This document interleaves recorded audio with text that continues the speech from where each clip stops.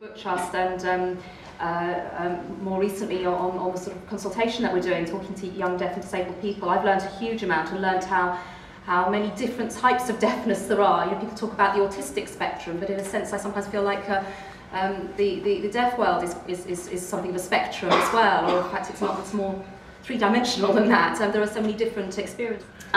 So what I really wanted to do was just ask somebody with a little bit more knowledge of the area than I have, in the form of Lauren from Action Deafness Books, just to help us try and paint a little bit of a picture of what life might be like for a deaf child, bearing in mind that obviously everybody's experiences are different, so we're not trying to label or pigeonhole, but just get some ideas. So Lauren, would you be able to help us on that?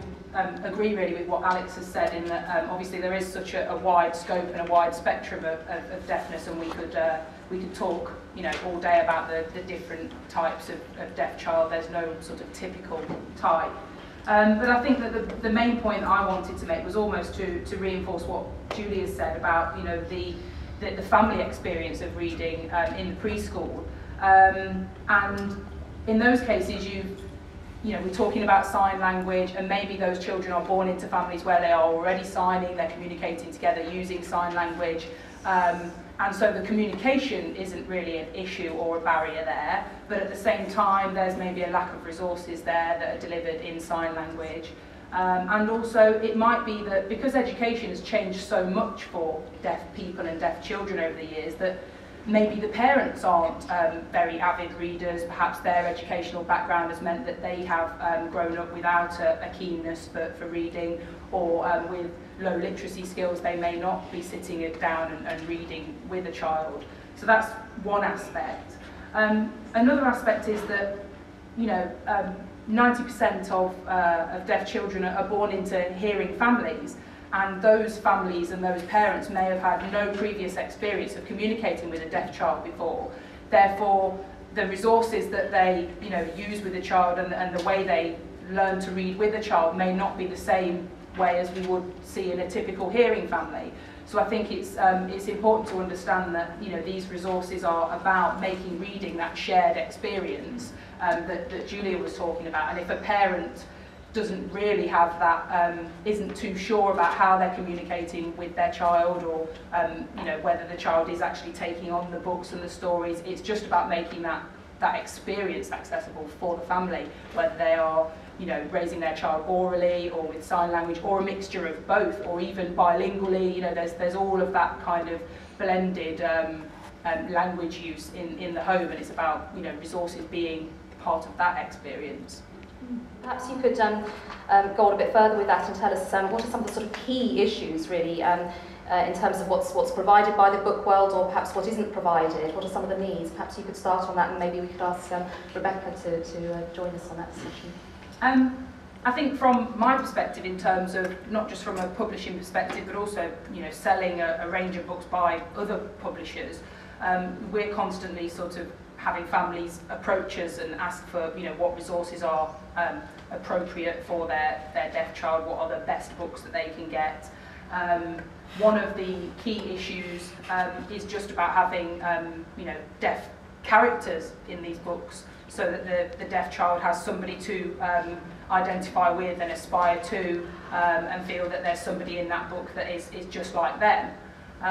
Another issue is, you know, particularly when you're looking at older children, is that as we move from sort of primary school and preschool level, we tend to move away from picture books. But I don't think that there is any need for us to move away from using, you know, visual aids and pictures to help us to read. It doesn't have to be about, you know, picture books are for children and then you grow out of picture books. I think that trying to you know, blend images with words, with signs, is the best way to make a resource that's going to match with all of those different families that we're talking about on that spectrum. They may not sign, they might be signing a little bit, and actually by mixing those different elements and kind of having that blended, you know, multi-level experience in a book would be the best way to actually to access, you know, in a more blanket way as many families as possible.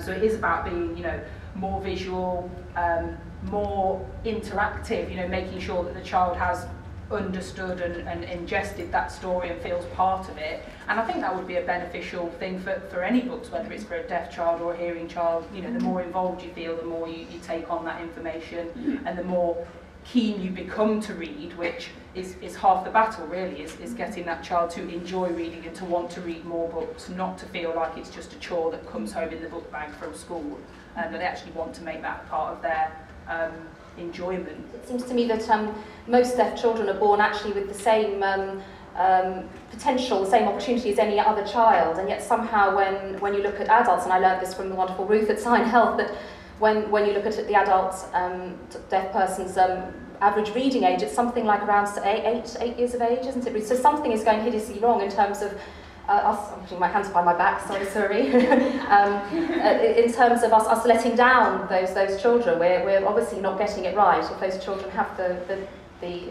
initial potential to achieve the same way as anyone else, and then are obviously acquiring, in a sense, difficulties. I know, again, talking to Sense, I learned a lot about the fact that a lot of what we learn is obviously incidental. You know, we pick up things, most of us, from what's going on somewhere else in the room. And with children who have dual sensory impairment, I guess that's even stronger, that you miss that sort of incidental acquisition of language and knowledge. So we obviously do need to do something, and I think the children's book world can play a key role in that. Rebecca, did you have any thoughts on what the children's book world could do in terms of, or what gaps need filling? I think there's two areas, isn't there? One is about representation of disability and deafness within books, and the other is about how deaf children access stories that maybe don't have deaf characters in them or disabled characters, but just are enjoyable stories. The first thing I just wanted to say about characters in books was I think it's really important that we have deaf characters in books and disabled characters, but I know we're talking specifically about deafness today. Not just for the deaf kids to see themselves reflected in books, but like Julia said, for the hearing children to see positive representations of disability in books that are incidental. So Julia, I've got your book, Freddie and the Fairy, which has been fantastic. So I'm deaf myself, and I've got two hearing children, they're 2 and 3, and I've been trying to sort of teach them about how to look at me when I haven't got my hearing aids in, because they don't understand about that I suddenly can't hear them when I haven't got my hearing aids in. And the book has been absolutely brilliant, because my daughter's 2 and loves fairies, and there's a fairy that's like me. So it's been really great. So I think that's one thing I think hugely important, because when I was growing up, there was nothing, absolutely nothing. I think some disabled children think that when they grow up, they're going to be hearing, because they haven't seen themselves anywhere to know that there are deaf adults out there. The other thing that I was going to mention was sort of touching more on the access, of how deaf children access books.